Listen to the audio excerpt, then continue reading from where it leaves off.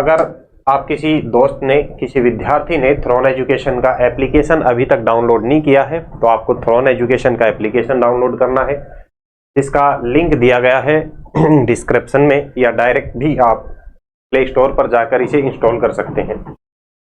साथ ही साथ में आपको ज्वाइन करना है, आप टेलीग्राम ज्वाइन करना है आप सभी को, डिस्क्रिप्शन में जिसका लिंक दिया गया है। और उसके अलावा आपको इंस्टा पेज फॉलो करना है। अगर आप इंस्टा चलाते हैं तो @हितेश शेरावत सर के नाम से आपको इंस्टा पेज मिलेगा। चलिए अब हम चर्चा करेंगे थार के मरुस्थल की। हम चर्चा कर रहे थे दोस्तों, जैसा कि लास्ट क्लास में अगर हम देखें, हमने डिस्कस किया था कि जो थार का जो मरुस्थल है इसका विभाजन किया गया है दो भागों में। एक तो कौन सा, शुष्क मरुस्थल, ये वाला कौन सा हो जाएगा, शुष्क मरुस्थल, और एक कौन सा हो जाएगा, अर्ध शुष्क मरुस्थल। एक तो हो जाएगा शुष्क मरुस्थल, एक हो जाएगा अर्ध शुष्क मरुस्थल। शुष्क मरुस्थल के विभाजन की बात करें तो पुनः इसका वर्गीकरण दो भागों में कर दिया जाता है। एक तो बालू का स्तूप मुक्त और एक बालू का स्तूप युक्त। यानी कि एक क्षेत्र तो ऐसा जिसमें बालू का स्तूप पाए जाते हैं और इसमें एक क्षेत्र ऐसा आता है जिसमें बालू का स्तूप नहीं पाए जाते। तो दो भागों में विभाजित करके इसे हमें पढ़ना होता है। अर्धशुष्क मरुस्थल की बात करें तो अर्धशुष्क मरुस्थल को चार भागों में विभाजित किया गया है। घग्गर प्रदेश, शेखावटी प्रदेश, नागौरी उच्च भूमि क्षेत्र, और उसके अलावा सबसे लास्ट का यहाँ पे हमें पढ़ना होता है लूनी बेसिन।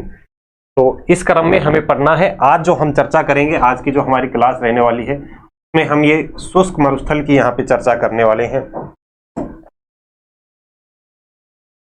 ये वाला जो हिस्सा है शुष्क मरुस्थल वाला, ये आज हम डिस्कस करेंगे। तो हेडिंग डालने, पेन कॉपी निकाल के साथ में बैठे। पीछे की क्लास किसी विद्यार्थी ने या किसी दोस्त ने अभी तक नहीं देखी है तो लास्ट क्लास आपको जरूर से देखनी है, प्रॉपर नोट्स बनाते हुए आपको चलना है। चलिए देखिए, हमने क्या बताया, पश्चिम के मरुस्थलीय प्रदेश के वर्गीकरण की चर्चा की। पश्चिम का मरुस्थलीय प्रदेश, पश्चिम का मरुस्थलीय प्रदेश, या फिर यूं कहें कि इसको थार के मरुस्थल के नाम से भी जाना जाता है। तो इसके वर्गीकरण की बात करें तो इसका वर्गीकरण किया जाता है दो भागों में। कितने, दो भागों में इसका वर्गीकरण किया जाता है। एक तो हो जाएगा शुष्क मरुस्थल, शुष्क मरुस्थल, और दूसरा हो जाएगा अर्धशुष्क मरुस्थल।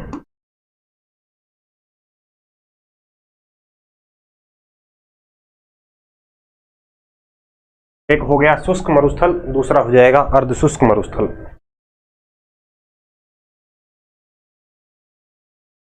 शुष्क मरुस्थल में वर्षा की बात करें, औसत वर्षा कितनी देखने को मिलेगी आपको, औसत वर्षा 0 से 25 सेंटीमीटर औसत वर्षा यहाँ पर देखने को मिलती है। और इधर बात करें तो कितनी रहेगी, 25 सेंटीमीटर से 50 सेंटीमीटर, 25 से 50 सेंटीमीटर औसत वर्षा। अब इसका विभाजन आगे पुनः किया गया था। शुष्क मरुस्थल के विभाजन की बात करें तो इसका विभाजन दो भागों में, एक तो बालू का स्तूप युक्त और एक बालू का स्तूप मुक्त।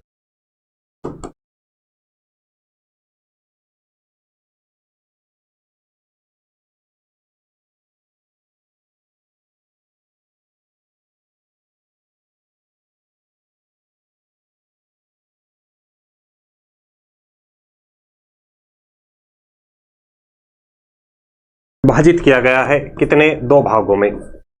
उसके अलावा इधर हम बात करेंगे अर्धशुष्क मरुस्थल की, तो इसका विभाजन चार भागों में हमें पढ़ना है। एक हम पढ़ेंगे घग्गर प्रदेश या घग्गर बेसिन,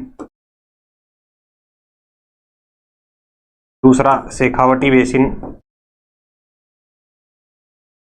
शेखावटी बेसिन, तीसरा जो यहां पर हम पढ़ेंगे नागौरी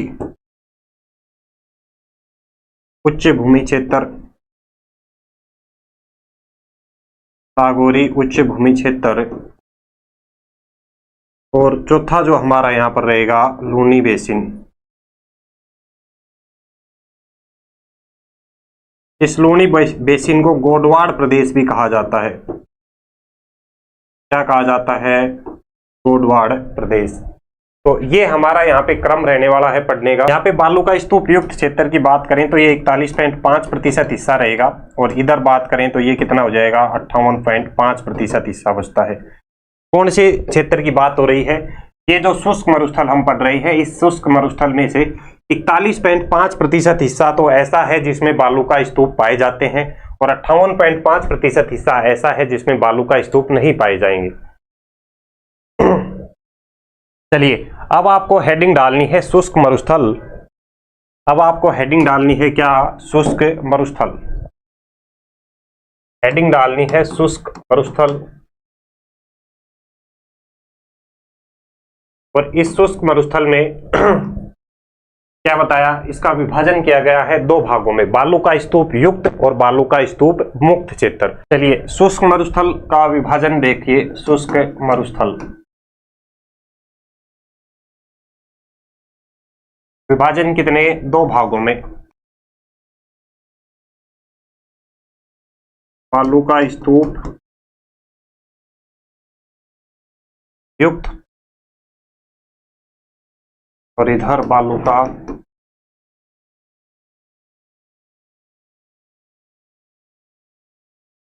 स्तूप मुक्त।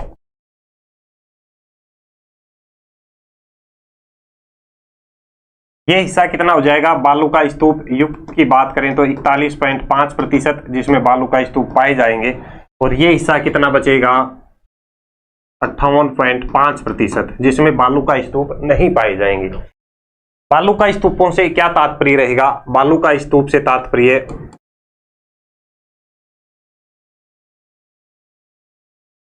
बालू का स्तूप से तात्पर्य आपको याद रखना है प्यारे दोस्तों, क्या रहेगा, रेत का टीला। क्या तात्पर्य रहने वाला है बालू का स्तूप से, रेत का टीला। रेत का टीला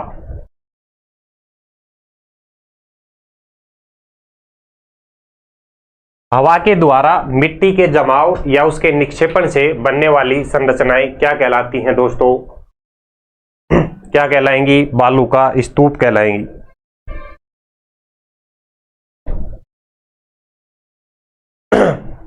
कौन सी संरचनाएं कहलाएंगी, बालू का स्तूप कहलाएंगी। चलिए, अब बालू का स्तूपों से संबंधित यहाँ पे 3-4 फैक्ट हैं, 3-4 पॉइंट हैं जो आपको याद रखने हैं। अक्सर बार बार एग्जाम में पूछे जाते हैं कि सबसे पहले हम देखते हैं जो इंपॉर्टेंट पॉइंट है वो देखते हैं, उसके बाद में बालू का स्तूपों का वर्गीकरण देखेंगे। राजस्थान में लगभग 7 से 8 प्रकार के जो बालू का स्तूप यहाँ पे देखने को मिलते हैं, अनुधैर्य, अनुप्रस्थ, बरखान, सीप, और उसके अलावा सब्र, काफीस, ये सारी चीजें हम देखेंगे। उसके बाद में हम नेक्स्ट चर्चा करेंगे जो बालू का स्तूप मुक्त क्षेत्र आने वाला है उसकी यहाँ पे चर्चा करेंगे, जिसमें हमें लाठी सीरीज पढ़नी है, फॉसिल वुड पार्क पढ़ना है, वो सारी चीजें यहाँ पे हम डिस्कस करेंगे। तो आप सबसे पहले हेडिंग डालें बालू का स्तूप युक्त क्षेत्र। पहले हम डिस्कस करेंगे इसके बारे में, बालू का स्तूप युक्त क्षेत्र की, बालू का स्तूप युक्त क्षेत्र। पहले आपको हेडिंग डालनी है बालू का स्तूप युक्त क्षेत्र।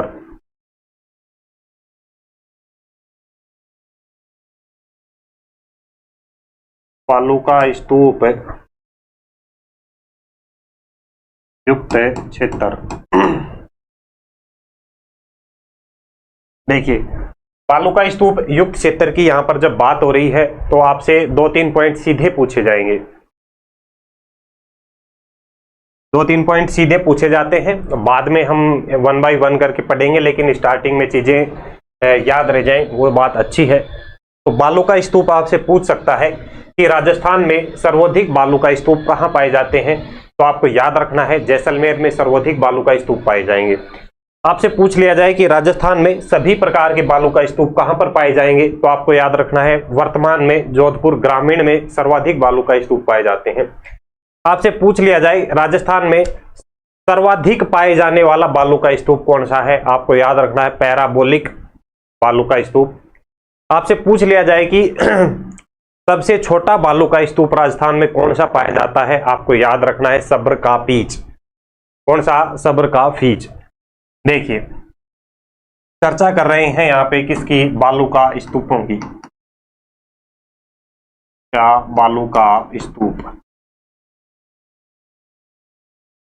हम यहाँ पे चर्चा कर रहे हैं बालू का स्तूप की। इसमें 3 पॉइंट आपको क्या याद रखने हैं? सबसे पहले एक तो आपसे पूछ सकता है बालू का स्तूप सर्वाधिक कहां पाए जाएंगे? सर्वाधिक बालू का स्तूप कहां पाए जाएंगे?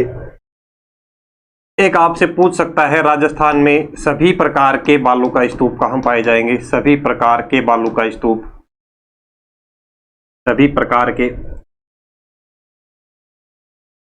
दूसरा आपसे पूछ सकता है कि राजस्थान में पाए जाने वाले सर्वाधिक बालू का स्तूप कौन से हैं? सर्वाधिक पाए जाने वाले, सर्वाधिक पाए जाने वाले, पाए जाने वाले। और एक आपसे पूछ सकता है राजस्थान में सबसे छोटा, सबसे राजस्थान में पाए जाने वाला सबसे छोटा बालू का स्तूप कौन सा है? 4 पॉइंट आपसे पूछ सकता है, इंपॉर्टेंट पॉइंट है, नोट करते हुए चलें। सर्वाधिक की बात करें,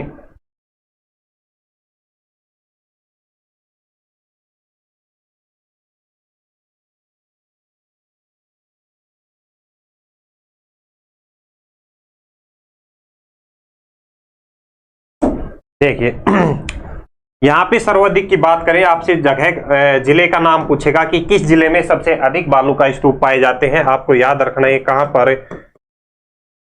जैसलमेर जिले में। राजस्थान के जैसलमेर जिले में सबसे अधिक बालू का स्तूप पाए जाते हैं। दूसरा, यहां पे जो सर्वाधिक पाए जाने वाले बालू का स्तूप आपसे पूछे तो राजस्थान में जो सर्वाधिक बालू का स्तूप पाए जाते हैं वो पैराबोलिक किस्म के पाए जाते हैं। कौन से? पैराबोलिक किस्म के, पैराबोलिक। सर्वाधिक पाए जाने वाले बालू का स्तूप कौन से? पैराबोलिक। सभी प्रकार के बालू का स्तूप राजस्थान के किस जिले में पाए जाते हैं? तो आपको याद रखना है जोधपुर ग्रामीण में। किसमें पाए जाएंगे? जोधपुर ग्रामीण में। कौन से जिले में? वर्तमान में जोधपुर ग्रामीण में। आपसे पूछ लिया जाए कि सबसे छोटा बालू का स्तूप राजस्थान में कौन सा है, तो आपको याद रखना है सब्र का फीज।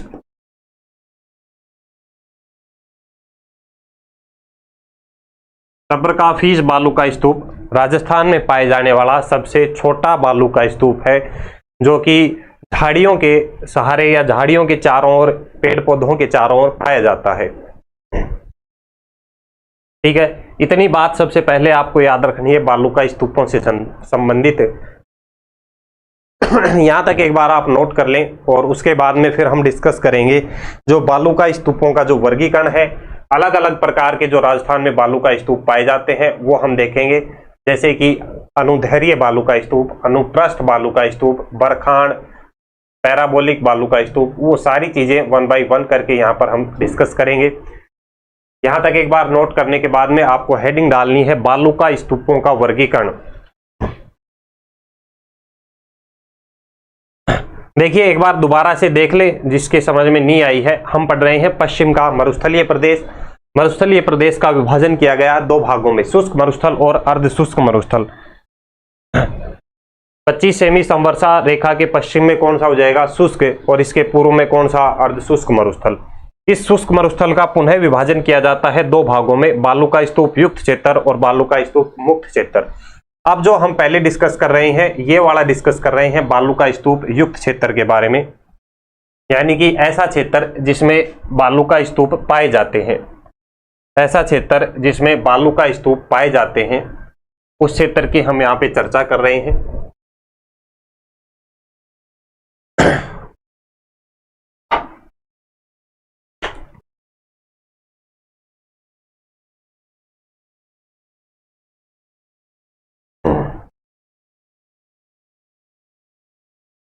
चलिए नेक्स्ट हेडिंग डालें, बालूका स्तूपों का वर्गीकरण। बालूका स्तूपों का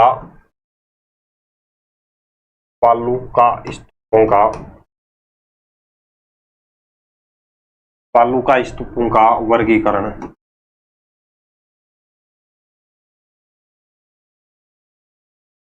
बालूका स्तूपों का वर्गीकरण। देखिए बालूका स्तूपों की बात करें, मुख्य हम चर्चा करेंगे। सबसे पहले स्टार्टिंग करेंगे अनुदैर्घ्य बालूका स्तूप से। सबसे पहला जो यहाँ पे रहने वाला है अपना कौन सा हो जाएगा, अनुदैर्घ्य बालूका स्तूप। पहला हम देखेंगे पहला कौन सा हो जाएगा, अनुदैर्घ्य बालूका स्तूप। अनुदैर्घ्य बालूका स्तूप की बात करें तो पवन की दिशा के समांतर बनने वाला बालूका स्तूप कहलाता है अनुदैर्घ्य बालूका स्तूप। पवन की दिशा के समांतर, जिस दिशा में पवन प्रवाहित होगी उसी दिशा में इस बालूका स्तूप का निर्माण होगा। इस दिशा में पवन प्रवाहित हो रही है तो ये बालूका स्तूपों का निर्माण भी इसी तरीके से होगा। ये कौन से बालूका स्तूप होंगे, अनुदैर्घ्य बालूका स्तूप। पवनों की दिशा के समांतर बनने वाले बालूका स्तूप कहलाते हैं। इसके उपनाम की बात करें तो इन्हें पवनानुवर्ती सीप या देशांतरीय बालूका स्तूप के नाम से भी जाना जाता है। नोट कर लें, पवनों की दिशा के समांतर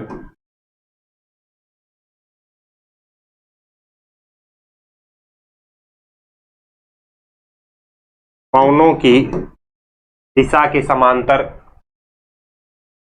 पवनों की दिशा के समांतर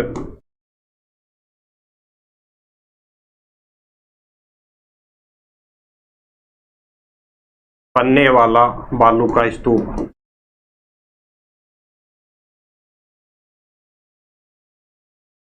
पवनों की दिशा के समांतर बनने वाला बालूका स्तूप क्या कहलाएगा, अनुदैर्घ्य बालूका स्तूप।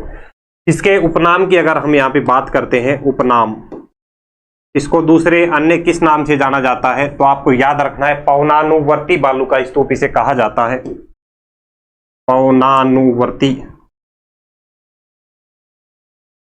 पवनानुवर्ती बालूका स्तूप इसको कहते हैं।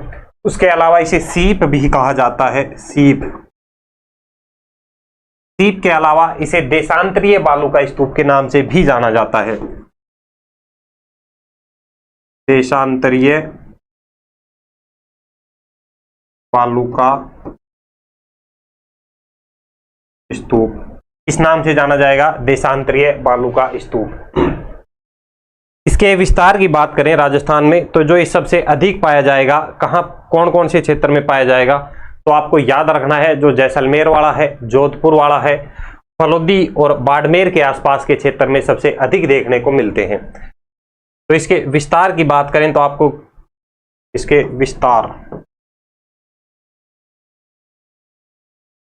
विस्तार में 4 जिले आपको याद रखने हैं, जैसलमेर, जोधपुर ग्रामीण, जैसलमेर, जोधपुर ग्रामीण, उसके अलावा फलोदी और बाड़मेर, उसके अलावा हो जाएगा फलोदी और कौन सा, बाड़मेर। तो ये 4 जिले याद रखने हैं किसके बारे में, अनुदैर्घ्य बालूका स्तूप के बारे में।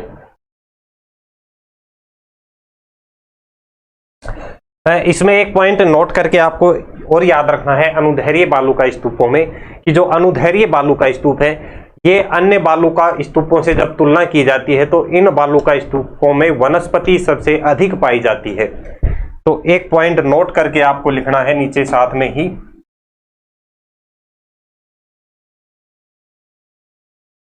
एक पॉइंट नोट करके डाल ले, अनुदैर्घ्य बालूका स्तूपों में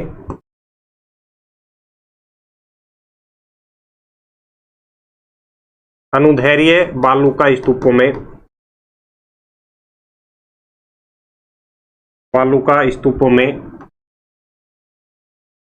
अनुदैर्घ्य बालूका स्तूपों में अन्य स्तूपों की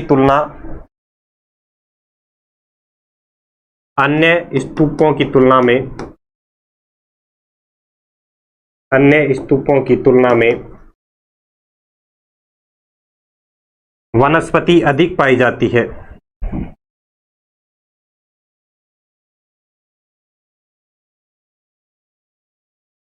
वनस्पति अधिक पाई जाती है, अधिक पाई जाती है,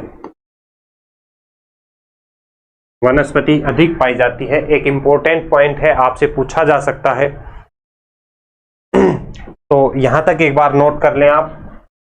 अनुदैर्घ्य बालू का स्तूप, ये तो हमने देखा पवनों की दिशा के समांतर कौन सा था, अनुदैर्घ्य। अगर आपसे पूछ लिया जाए पवनों की दिशा के समकोण पर बनने वाला बालू का स्तूप कौन सा होगा दोस्तों, तो आपको याद रखना है अनुप्रस्थ बालू का स्तूप। कौन सा हो जाएगा, अनुप्रस्थ। ये तो था अनुदैर्घ्य, और जो सेकंड यहां पर हम चर्चा करेंगे वो कौन सा हो जाएगा, अनुप्रस्थ। यहां तक नोट कर लिया तो आगे हम चलते हैं।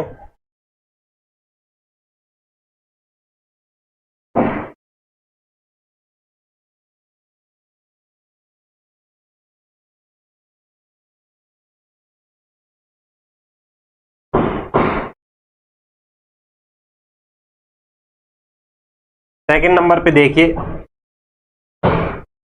अनुप्रस्थ हमें पढ़ना है। अनुप्रस्थ, अनुदैर्घ्य देख लिया, अनुदैर्घ्य पवनों की दिशा के समांतर, और अनुप्रस्थ पवनों की दिशा के समकोण पर बनने वाला बालू का स्तूप।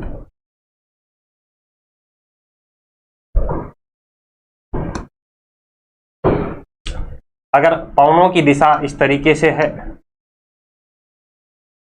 तो इसके समकोण पर जो बालू का स्तूप बनेंगे वो कौन से हो जाएंगे, अनुप्रस्थ बालू का स्तूप।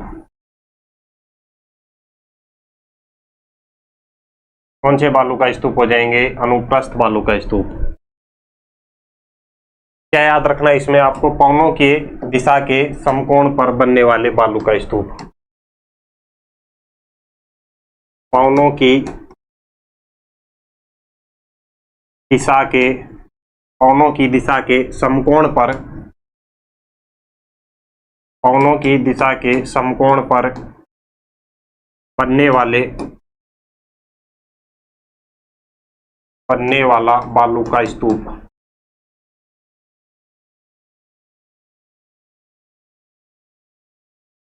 पवनों की दिशा के समकोण पर बनने वाला बालू का स्तूप कौन सा कहलाएगा, अनुप्रस्थ बालू का स्तूप। क्योंकि बिल्कुल समकोण पर है, एक तरीके से आडे बने हुए हैं, इसलिए इनको आडे बालू का स्तूप के नाम से भी जाना जाता है। इसके उपनाम की बात करें, उपनाम, इसके उपनाम की बात करें तो इन्हें आडे बालू का स्तूप भी कहा जाता है। आडे बालू का स्तूप, आडे बालू का स्तूप भी कहा जाता है। इनके विस्तार की बात करें तो इसमें विस्तार के लिए आपको 4-5 जगह याद रखनी है। एक तो हो जाएगी सूरतगढ़ गंगानगर, रावतसर हनुमानगढ़, पुगल बीकानेर, और उसके अलावा 2 डिस्ट्रिक्ट याद रखने हैं, चूरू और झुंझुनू। विस्तार अगर आपसे इसका पूछ लिया जाए, विस्तार, अनुप्रस्थ बालू का स्तूपों का विस्तार आपसे पूछा जाता है तो आपको याद रखना है सूरतगढ़। सूरतगढ़ कहां पर रहेगा, गंगानगर में। सूरतगढ़ के बाद में आपको याद रखना है रावतसर हनुमानगढ़, रावतसर, और रावतसर कहां पर रहेगा, हनुमानगढ़ में। के अलावा पुगल, और ये पुगल कहां रहेगा, बीकानेर में। पुगल कहां रहेगा, बीकानेर में। पुगल कहां रहेगा, बीकानेर में। और आपको याद रखना है चूरू और झुंझुनू।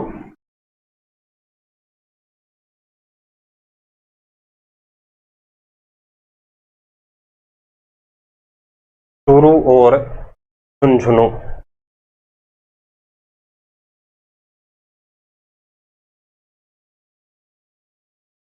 पवनों की लगातार एक ही दिशा में चलने के कारण इन बालू का स्तूपों का निर्माण होता है।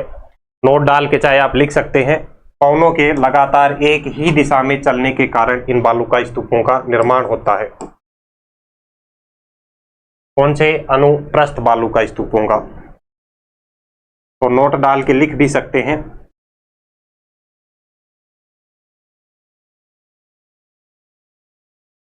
पवनों के लगातार पवनों के लगातार एक ही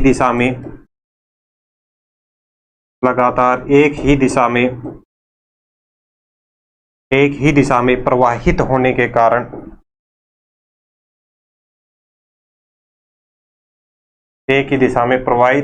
कारण इन बालुका स्तूपों का निर्माण होता है।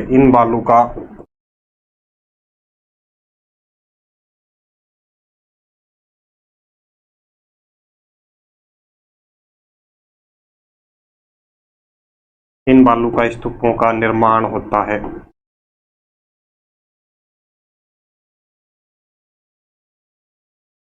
पवनों के लगातार एक ही दिशा में प्रवाहित होने के कारण इनका निर्माण होता है। कौन से बालुका स्तूपों का? अनुप्रस्थ बालुका स्तूपों का। कौन से बालुका स्तूप? अनुप्रस्थ बालुका स्तूप।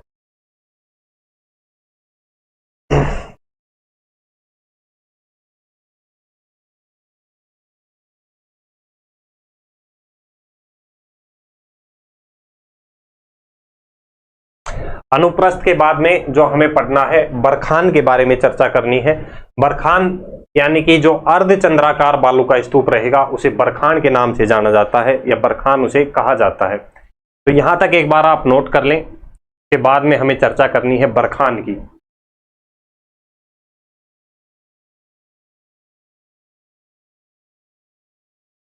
देखिए नेक्स्ट आपको 3rd नंबर पे हेडिंग डालनी है दोस्तों, बरखान। 3 नंबर पे आपको हेडिंग डालनी है बरखान। 3 नंबर पे कौन सा हो जाएगा? बरखान। बरखान मतलब अर्धचंद्राकार बालू का स्तूप।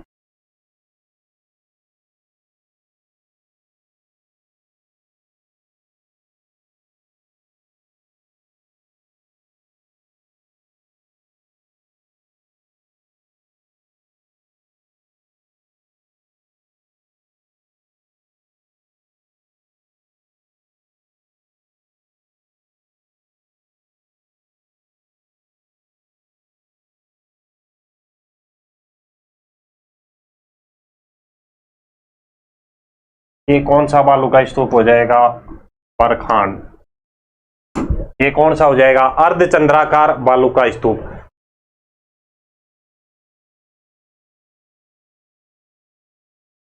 जो ये उठा हुआ भाग है, इस अर्धचंद्राकार बालू का स्तूप का उठा हुआ जो भाग है उन्नतोदर कहलाता है, और जो धसा हुआ भाग है वो नतोदर कहलाता है। ये कौन सा हो जाएगा? उन्नतोदर, उठा हुआ भाग, और जो धसा हुआ है वो नतोदर। नतोदर यानी कि धसा हुआ भाग, धसा हुआ भाग, धसा हुआ भाग। ये क्या हो जाएगा? उठा हुआ भाग। ये तो कौन सा है? पवन की दिशा में है। उन्नतोदर जो है ये किस में रहेगा? पवन की दिशा, पवन की दिशा वाला भाग है, और पवन के विपरीत। ये कौन सा हिस्सा हो जाएगा? पवन के विपरीत।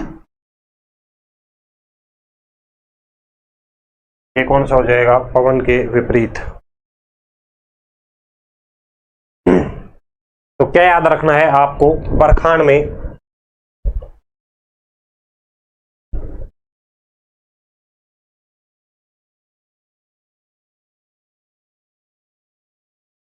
बरखान किसे कहेंगे? अर्धचंद्राकार बालू का स्तूप को। बरखान किसे कहेंगे? अर्धचंद्राकार बालू का स्तूप को क्या कहेंगे? बरखान।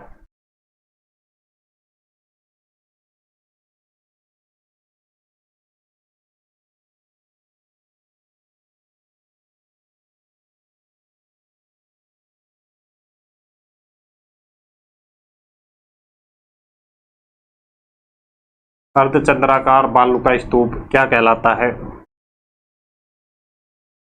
स्तूप बरखान कहलाता है। बरखान, बरखान कहलाता है। अर्धचंद्राकार बालू का स्तूप क्या कहलाता है? बरखान कहलाता है। बरखान की बात करें तो इसका जो विस्तार पाया जाता है शेखावटी क्षेत्र में अधिक पाया जाता है। इसके विस्तार की बात करें, विस्तार, तो इसका विस्तार आपको याद रखना है। शेखावटी क्षेत्र में सर्वाधिक पाया जाता है। जिलों की या जगह की बात करें तो एक तो आपको याद रखनी है करणी माता, करणी माता, और ये कहाँ रहेगी, देशनोक बीकानेर में। करणी माता देशनोक बीकानेर,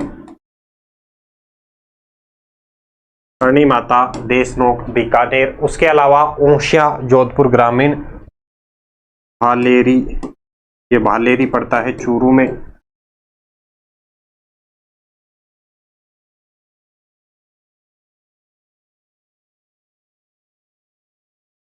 और टिक्कर। ये 3-4 जगह आपको याद रखनी है जिसका विस्तार पाया जाता है। बरखान का विस्तार इन जगहों पे पाया जाता है। सर्वाधिक विस्तार वाला क्षेत्र आपसे पूछा जाए, सर्वाधिक विस्तार,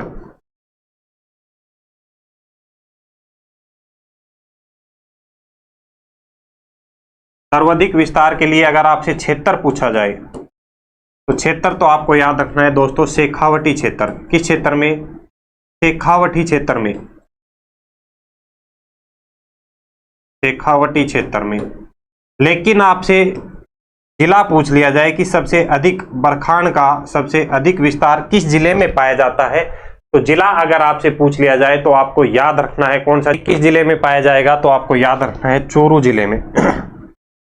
किस जिले में, चूरू जिले में सबसे अधिक पाया जाता है।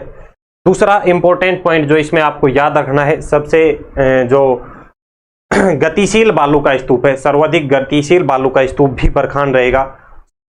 मरुस्थलीकरण में सबसे अधिक योगदान देने वाला या मरुस्थलीकरण में बढ़ावा देने वाला भी कौन सा रहेगा, बरखान ही रहेगा। कौन सा रहेगा, बरखान ही रहेगा। बरखान के 3 पॉइंट याद रखने हैं, सर्वाधिक विनाशकारी। बरखान के 3 पॉइंट आपको याद रखने हैं और ये 3 पॉइंट इंपॉर्टेंट हैं। क्या, सर्वाधिक विनाशकारी, विनाशकारी, सबसे अधिक गतिशील, सर्वाधिक गतिशील,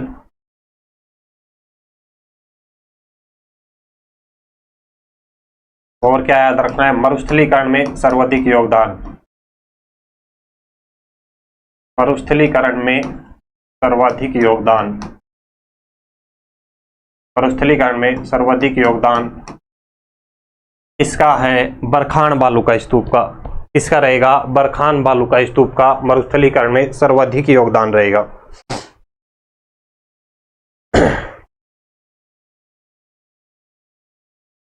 यहां तक एक बार नोट कर लें, उसके बाद में चर्चा करेंगे आगे।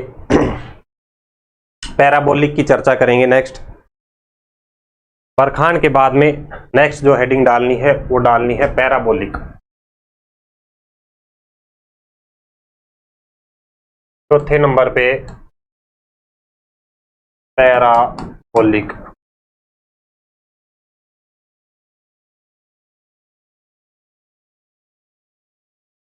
चौथे नंबर पे पैराबोलिक। बरखान की विपरीत संरचना अगर आपसे पूछ ली जाए दोस्तों तो वो कौन सा हो जाएगा, पैराबोलिक बालू का स्तूप। इसमें क्या याद रखना है आपको, बरखान की विपरीत संरचना। पैराबोलिक क्या हो जाएगा, बरखान की विपरीत संरचना।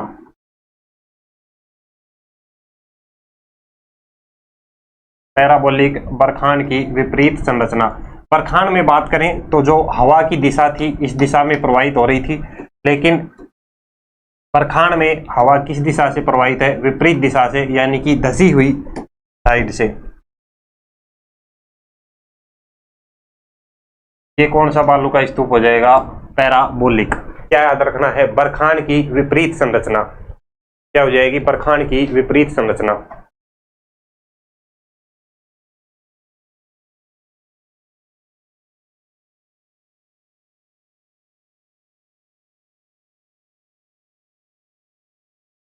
पैराबोलिक की बात करें, बरखान की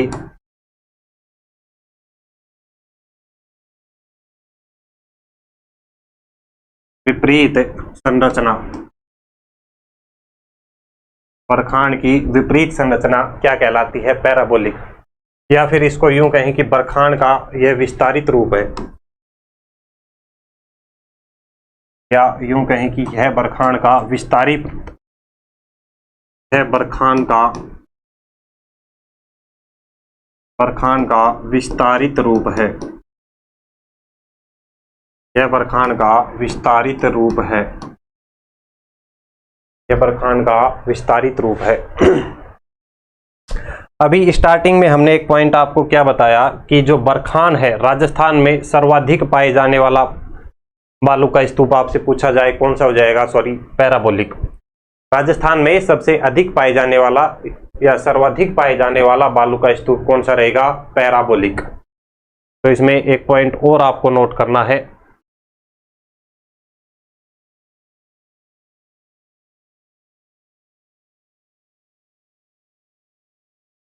एक पॉइंट और आपको नोट करना है, पैराबोलिक,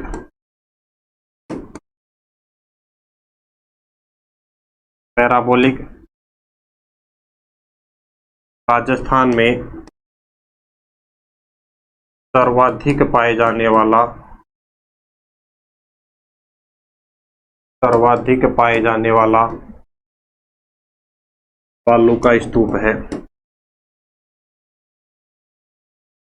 सर्वाधिक पाए जाने वाला बालू का स्तूप है। के विस्तार की बात करें तो 4 जिले आपको याद रखने हैं, नीम का थाना, सीकर, चूरू और झुंझुनू। किन किन जिलों में विस्तृत है विस्तार, तो आपको याद रखना है नीम का थाना, सीकर, चूरू, झुंझुनू। नीम का थाना, सीकर, सीकर, चूरू,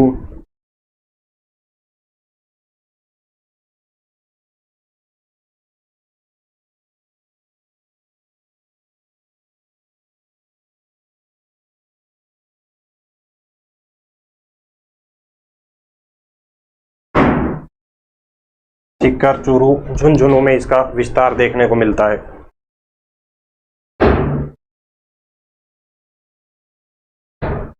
यहां तक एक बार नोट कर लें,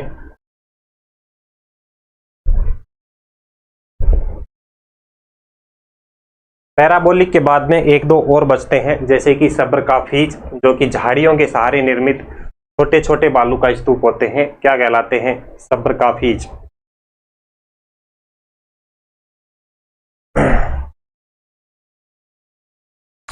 पांचवें नंबर पे हेडिंग डालें सब्र का फीज बालू का स्तूप।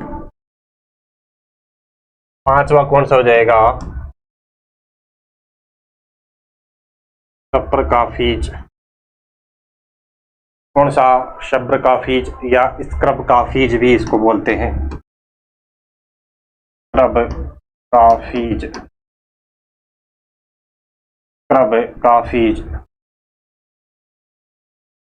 सब्र का फीज या स्क्रब का फीज। कहाँ पाए जाते हैं, छोटी छोटी झाड़ियों के किनारे पाए जाने वाले बालू का स्तूप हैं।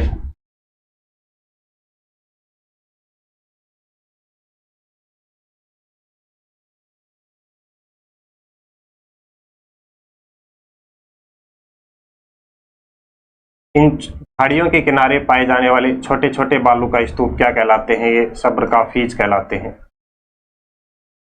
झाड़ियों या पेड़ पौधों के किनारे पाए जाने वाले छोटे बालू का स्तूप क्या कहलाते हैं, सब्र का फीज कहलाते हैं। तो इसमें ज्यादा कुछ नहीं, 3 पॉइंट आपको याद रखने हैं, झाड़ियों के सहारे निर्मित छोटे छोटे बालू का स्तूप,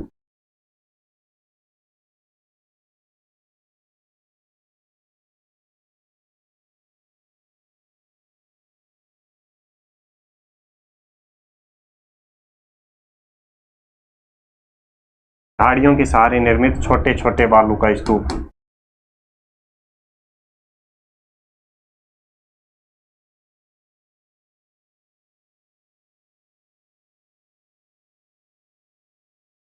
झाड़ियों के सहारे निर्मित छोटे छोटे बालू का स्तूप सब्र का फीज कहलाते हैं। सब्र का फीज राजस्थान में पाए जाने वाले सबसे छोटा बालू का स्तूप है। इंपॉर्टेंट पॉइंट है, सब्र का फीज बालू का स्तूप सब्रकाफीज बालू का स्तूप राजस्थान में पाए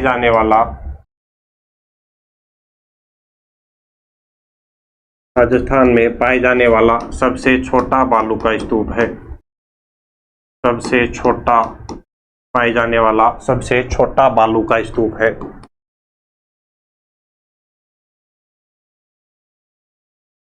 सबसे छोटा बालू का स्तूप है। इसके विस्तार की बात करें तो ये छोटी छोटी झाड़ियां जहां भी संपूर्ण मरुस्थल में पाई जाएंगी, उन सभी झाड़ियों के पास में ये पाए जाते हैं। यानी कि फिर यूं कह सकते हैं हम कि संपूर्ण मरुस्थल में ये देखने को मिलते हैं। इसका विस्तार की बात करें, विस्तार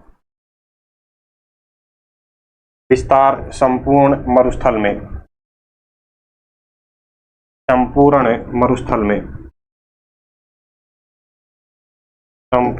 मरुस्थल में विस्तार कहाँ पाया जाएगा? संपूर्ण मरुस्थल में, जहां भी छोटी झाड़ियां देखने को मिलेंगी।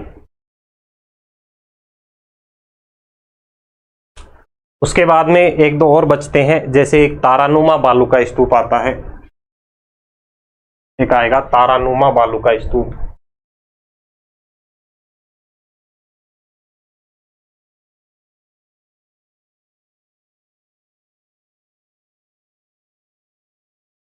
तारानुमा, कौन सा? तारानुमा बालू का स्तूप स्टार संरचना का ही बालू का स्तूप रहेगा।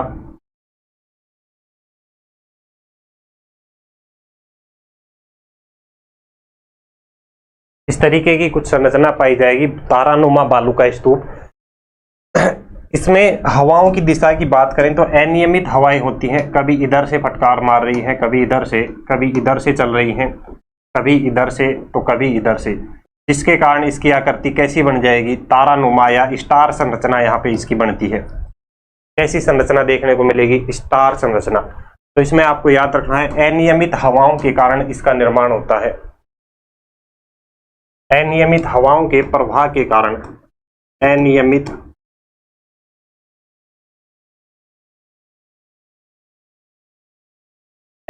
हवाओं के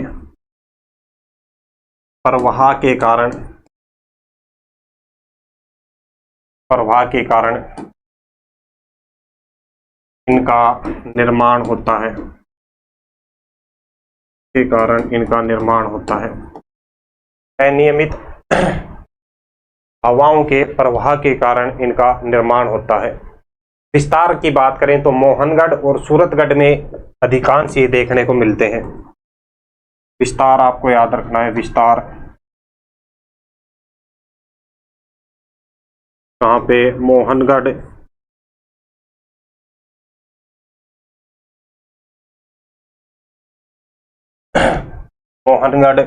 कहाँ पर रहेगा? जैसलमेर।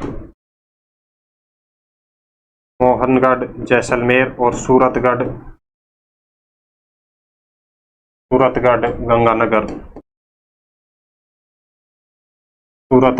गंगानगर।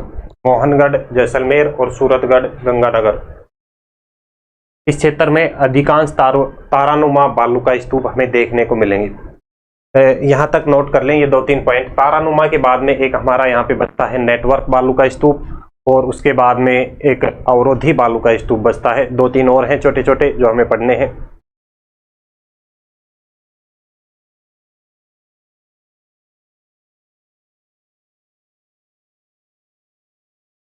नेटवर्क बालू का स्तूप की बात करें तो जो लगातार एक के बाद में एक जो बालू का स्तूप बनते हैं तब क्या कहलाएंगे? नेटवर्क बालू का स्तूप। नेटवर्क बालू का स्तूप कौन से हो जाएंगे? नेटवर्क बालू का स्तूप। और इनकी बात करें तो लगातार एक के बाद में एक बनने वाले बालू का स्तूप, इस तरीके की संरचना कुछ देखने को मिलती है किसमें? नेटवर्क बालू का स्तूपों में। तो इसमें आपको याद रखना है लगातार बनने वाले बालू का स्तूप क्या कहलाते हैं? लगातार बनने वाले बालू का स्तूप। लगातार बनने वाले बालू का स्तूप क्या कहलाएंगे? नेटवर्क बालू का स्तूप। विस्तार की बात करें तो गंगानगर और हनुमानगढ़ में अधिकांश विस्तार देखने को मिलता है।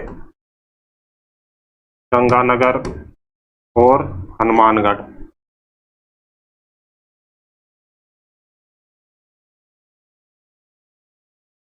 गंगानगर और हनुमानगढ़ में इसका अधिकांश विस्तार देखने को मिलता है।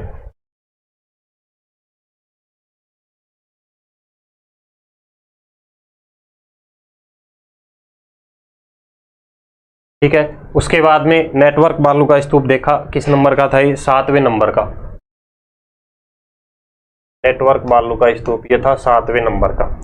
8वें नंबर पे हम बात करेंगे नेटवर्क के बाद में एक आता है अवरोधी बालू का स्तूप।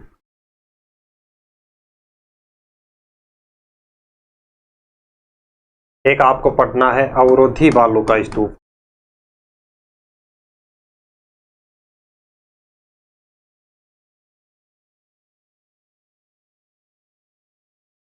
अवरोधी बालू का स्तूप।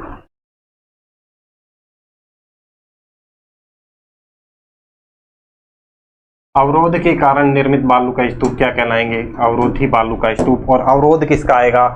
झाड़ियों का या फिर पेड़ पौधों का, कटीली वनस्पतियों का अवरोध के कारण जो बालू का स्तूप बनेंगे वो क्या कहलाएंगे? अवरोधी बालू का स्तूप।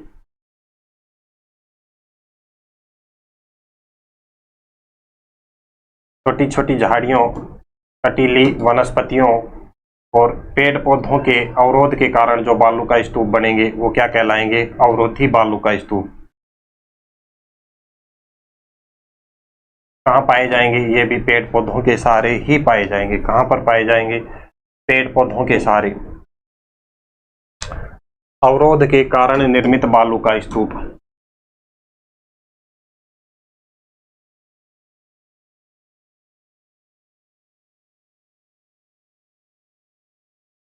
पेड़ पौधों, झाड़ियों या कटीली वनस्पति, कटीली वनस्पतियों के अवरोध के कारण, अवरोध के कारण निर्मित बालू का स्तूप। निर्मित बालू का के कारण निर्मित बालू का स्तूप क्या कहलाएंगे? अवरोधी बालू का स्तूप कहलाते हैं।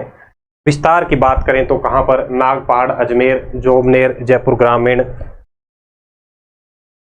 इनका विस्तार कहां कहां रहेगा अवरोधी का? नागपहाड़,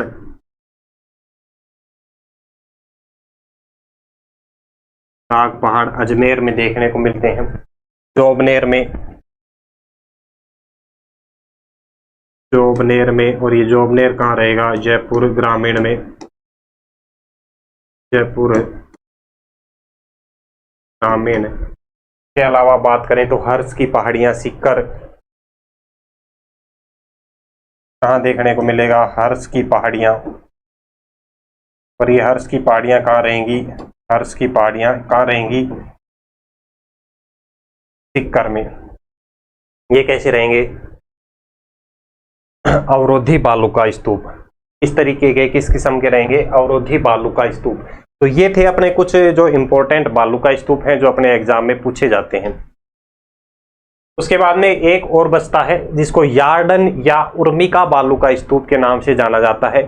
यार्डन या उर्मिका बालू का स्तूप, जो लहरदार, तिरछी लहरदार बालू का स्तूप पाए जाएंगे वो क्या कहलाएंगे? यार्डन या उर्मिका बालू का स्तूप। 9वें नंबर पे कौन सा रहेगा? यार्डन या उर्मिका बालू का स्तूप। यार्डन या इसको क्या कहते हैं? यार्डन या उर्मिका बालू का स्तूप। ये कैसे रहेंगे? लहरदार बालू का स्तूप है। कैसे बालू का स्तूप है ये? कुछ इस तरीके के बालू का स्तूप ये अपने को देखने को मिलेंगे।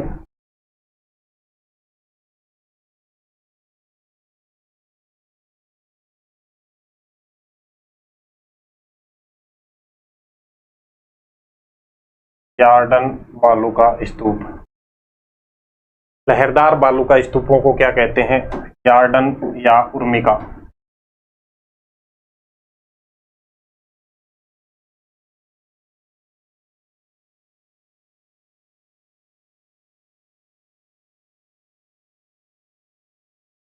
लहरदार बालू का स्तूप यार्डन या उर्मिका। लहरदार बालू का स्तूप को यार्डन या उर्मिका कहते हैं। क्या कहते हैं? उर्मिका। यार्डन या उर्मिका कहते हैं। यार्डन या उर्मिका कहते हैं लहरदार बालू का स्तूप। और जो लहरदार गतिशील बालू का स्तूप है उनको क्या कहेंगे? धैर्यन के नाम से उनको जाना जाता है। एक नोट डाल लें, एक नोट डाल लें। लहरदार गतिशील बालू का स्तूपों को, लहरदार एक तो स्थिर है, एक गतिशील है। लहरदार गतिशील बालू का स्तूपों को धैर्यन कहते हैं।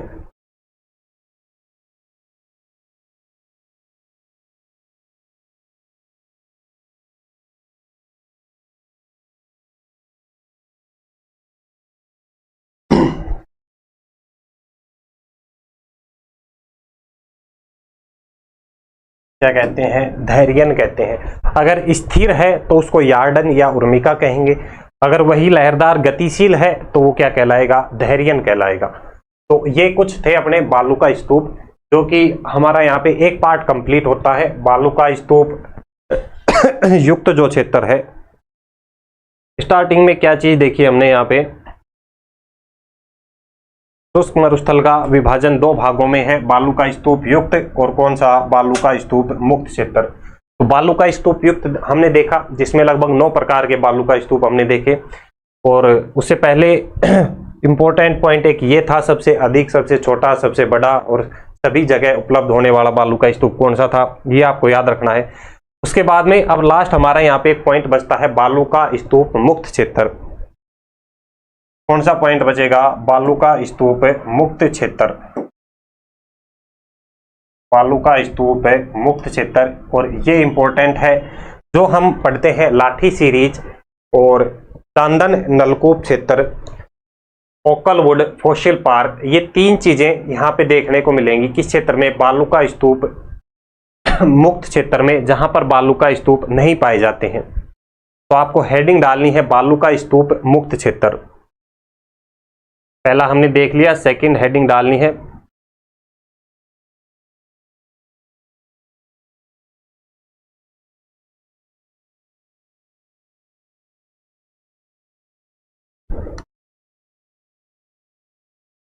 बालू का स्तूप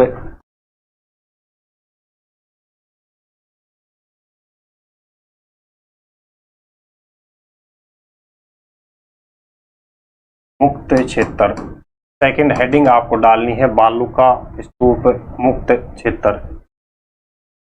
ऐसे क्षेत्र जहां पे बालू का स्तूप नहीं पाए जाते हैं, ऐसा क्षेत्र जहां बालू का स्तूप नहीं पाए जाते हैं, ऐसा क्षेत्र जहां बालू का स्तूप नहीं पाए जाते हैं, बालू का स्तूप, बालू का स्तूप नहीं पाए जाते हैं।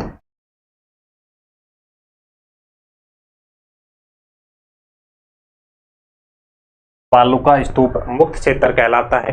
इसकी प्रतिशत की बात करें तो कितना हो जाएगा? 58.5%।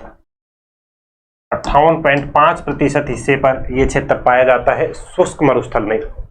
इसके विस्तार की बात करें तो विस्तार के लिए एक ट्रिक आपको याद रखनी है, 3 जगह याद रखनी है। इन 3 जगहों के मध्य का जो क्षेत्र है वो इस तरीके का क्षेत्र पाया जाता है, बालोतरा, पोखरण और फलोदी। बालोतरा, पोखरण और फलोदी के मध्य का क्षेत्र इस तरीके का पाया जाएगा। इसके लिए एक ट्रिक आप याद रख सकते हैं। ट्रिक बालू का स्तूप मुक्त क्षेत्र के लिए ट्रिक क्या हो जाएगी? बाला फल ले आ करण के लिए, करण के लिए, पाला फल ले आ करण के लिए, ये क्या हो जाएगी, हमारी एक ट्रिक हो जाएगी। बाला कोई लड़की है, करण कोई लड़का है, तो कोई थर्ड कैंडिडेट कह रहा है कि बाला फल लेके आ, कोई भी फल जैसे सेब हो गए, आम हो गए, फल ले आ, किसके लिए, करण के लिए।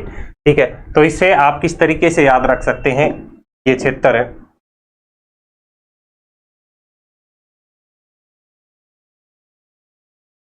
बाला से क्या हो जाएगा, बालोत्रा,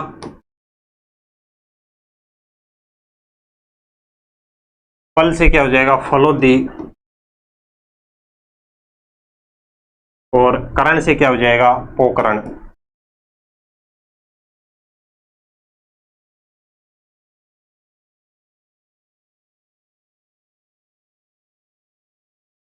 क्या हो जाएगा, पोकरण।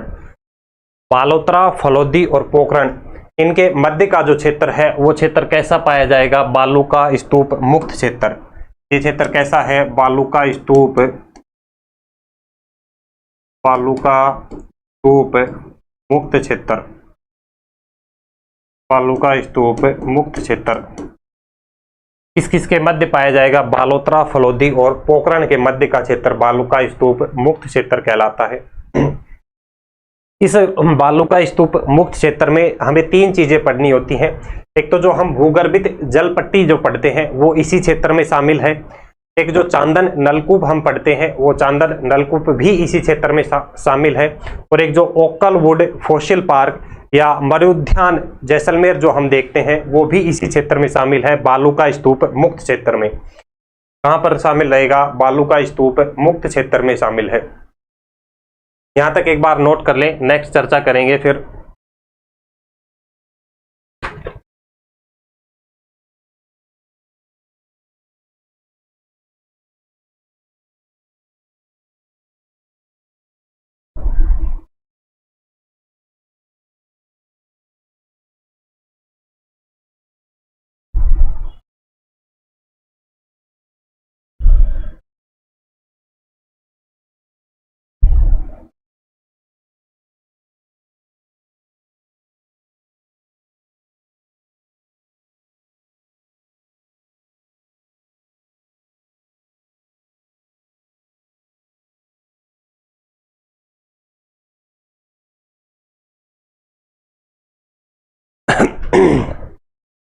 चलिए नेक्स्ट क्या देखना है, बालू का स्तूप मुक्त क्षेत्र की हम बात कर रहे हैं। क्या था, बालू का स्तूप मुक्त क्षेत्र,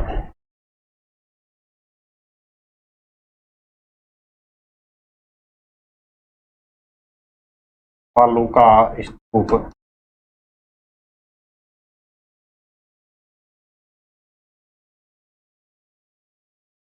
मुक्त क्षेत्र।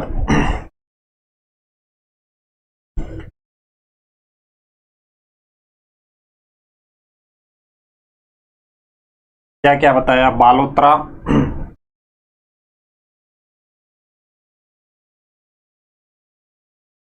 फलोदी, बालोत्रा, फलोदी और पोकरण, बालोत्रा, फलोदी और पोकरण, इन तीनों के मध्य का जो क्षेत्र है वो क्या कहलाएगा, बालू का स्तूप मुक्त क्षेत्र। इस बालू का स्तूप मुक्त क्षेत्र में तीन चीजें हमें यहाँ पे पढ़नी होती हैं जो अक्सर अपने एग्जाम में पूछी जाती हैं। देखिए कौन कौन सी तीन चीजें हो जाएंगी ये। एक तो हो जाएगी भूगर्भित जल पट्टी,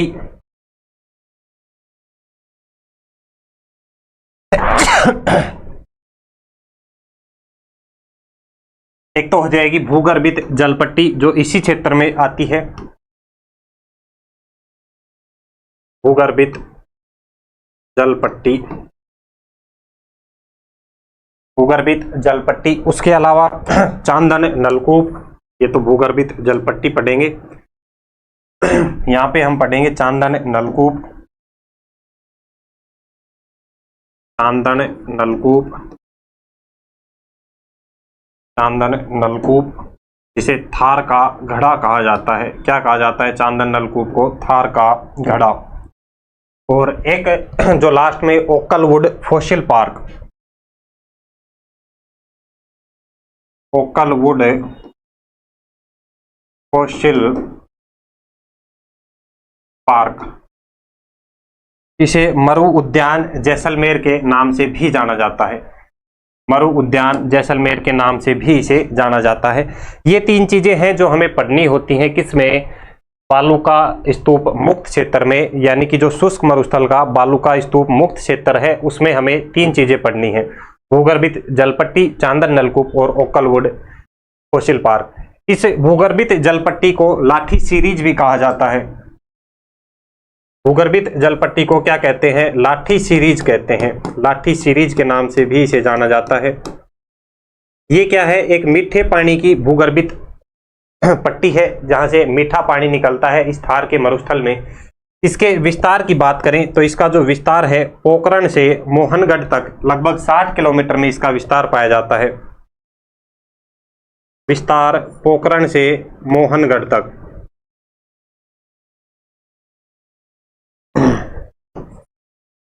इसका जो विस्तार है,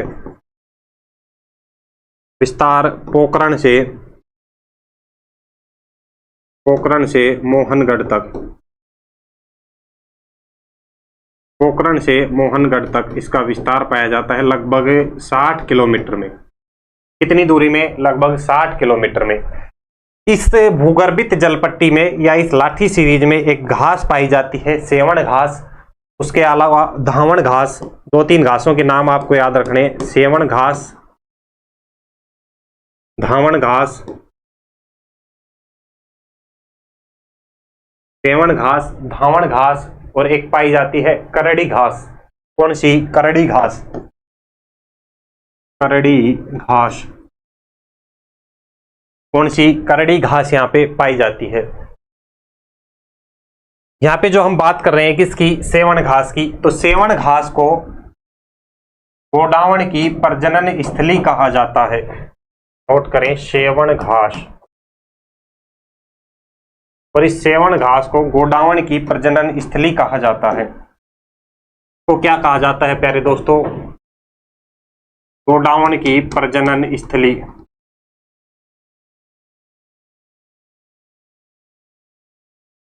गोडावण की प्रजनन स्थली।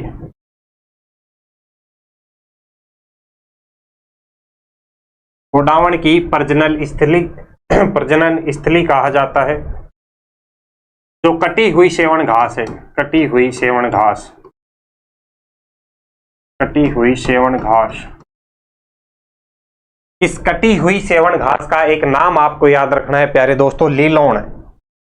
कटी हुई सेवण घास को क्या कहते हैं, लीलोण।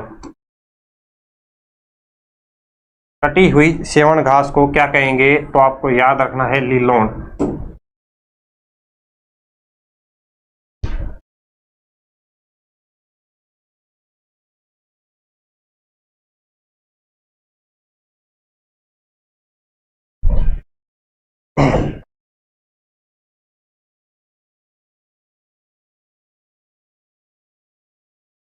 ठीक है। उसके बाद में एक बात है यहाँ पे, चांदन नलकूप, इसको क्या कहा जाता है, थार का घड़ा। चांदन नलकूप को क्या कहा जाता है, थार का घड़ा। चांदन नलकूप, इसको क्या कहते हैं, थार का घड़ा। थार का घड़ा। थार का घड़ा किसे कहते हैं, चांदन नलकूप को। ये थार का घड़ा क्या है, इसी लाठी सीरीज के पास में स्थित एक कुआं है मीठे पानी का। लाठी सीरीज के पास, लाठी सीरीज के पास स्थित मीठे पानी का कुआं। मीठे पानी का कुआं। लाठी सीरीज के पास स्थित मीठे पानी का कुआं क्या कहलाता है, चांदन नलकूप या थार का घड़ा। यहां पर टर्सरी काल से प्लेस्टोसीन काल तक की अवसादी चट्टानें देखने को मिलती हैं। इस क्षेत्र में चांदन नलकूप के आसपास का जो क्षेत्र है, लाठी सीरीज के आसपास का जो क्षेत्र है, कैसी चट्टानें देखने को मिलेंगी? टर्सरी काल से प्लीस्टोसीन काल तक की अवसादी चट्टानें देखने को मिलती हैं।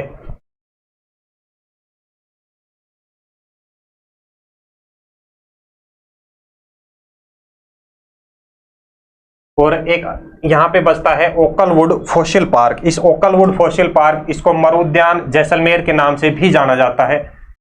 में आपको याद रखना है, इसको क्या कहते हैं? मरु उद्यान जैसलमेर। मरु उद्यान जैसलमेर भी इसे कहा जाता है।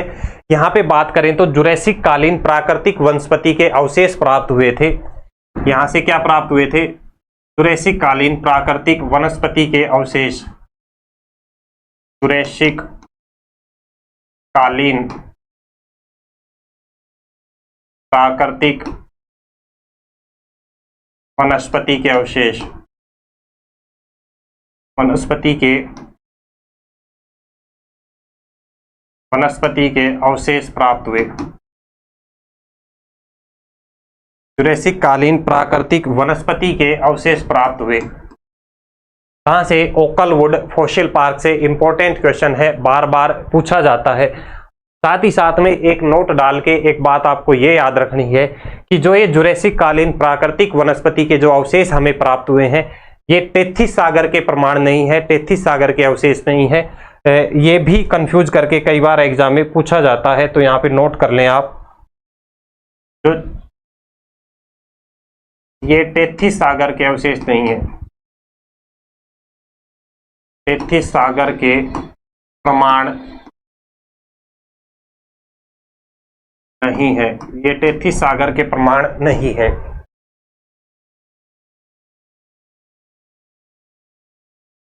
तो ये इतनी बातें पढ़नी थी हमें। बालूका स्तूप मुक्त क्षेत्र में 3 चीजें हैं, दोबारा से देखें। एक तो भूगर्भित जलपट्टी, जिसे लाठी सीरीज भी कहते हैं।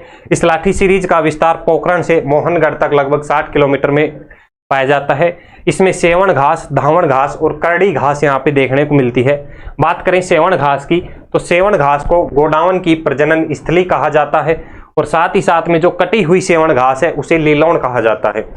चांदन नलकूप की बात करें, चांदन नलकूप थार का घड़ा है, जो लाठी सीरीज के पास में स्थित एक मीठा कुआं है, इसे थार के घड़े के नाम से जाना जाता है। और ओकलवुड फॉसिल पार्क की बात करें, कहां पर स्थित है? जैसलमेर में ये स्थित है। इसे मरु उद्यान जैसलमेर के नाम से इसे जाना जाता है।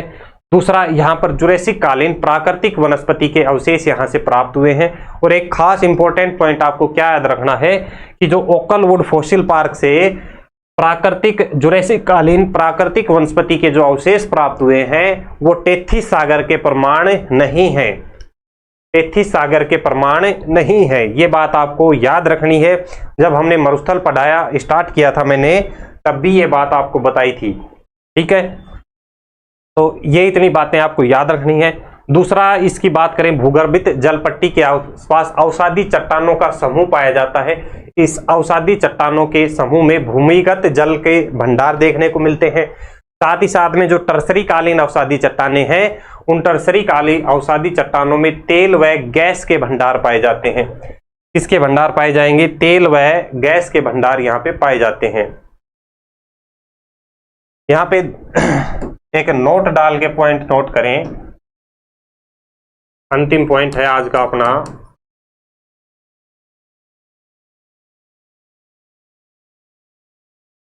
अवसादी चट्टानों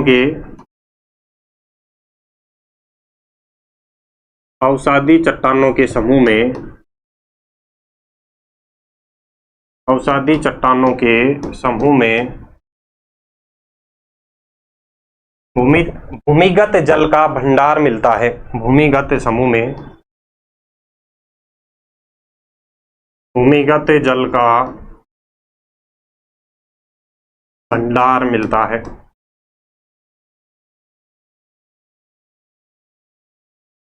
भूमिगत जल का भंडार मिलता है, जैसे लाठी सीरीज, जैसे लाठी सीरीज। इस लाठी सीरीज में कैसी चट्टानें पाई जाएंगी आपसे पूछ लिया जाए तो आपको याद रखना है अवसादी चट्टानें। एक दूसरा पॉइंट याद रखना है, टर्सरी कालीन अवसादी चट्टानों में टर्शरीकालीन अवसादी चट्टानों में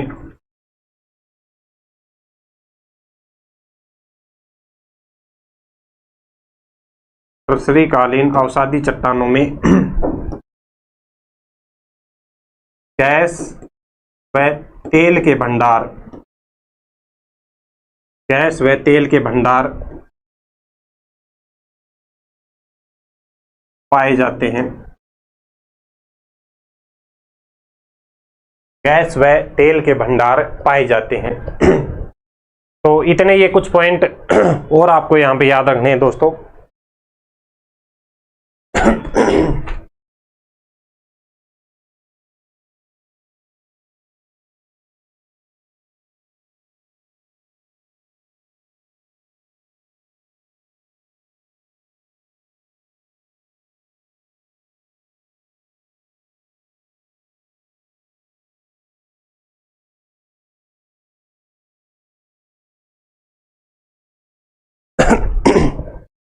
तो यहां पे अपना जो एक पार्ट है शुष्क मरुस्थल का वो कंप्लीट होता है।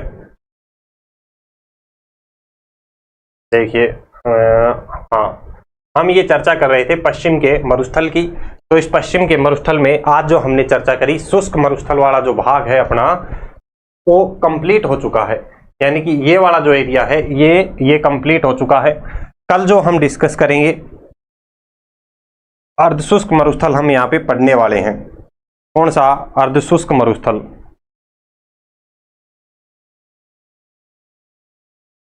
ये वाला जो हिस्सा है ये कल हम डिस्कस करेंगे, अर्धशुष्क मरुस्थल। इस अर्धशुष्क मरुस्थल का विभाजन किया गया है 3 भागों में। एक तो कौन सा हो जाएगा ऊपर वाला, तो ये वाला हो जाएगा घग्गर बेसिन। घग्गर बेसिन के बाद में आएगा कौन सा? शेखावटी क्षेत्र, ये वाला शेखावटी क्षेत्र। शेखावटी क्षेत्र के बाद में जो आएगा कौन सी? ये नागौरी उच्च भूमि क्षेत्र आएगा।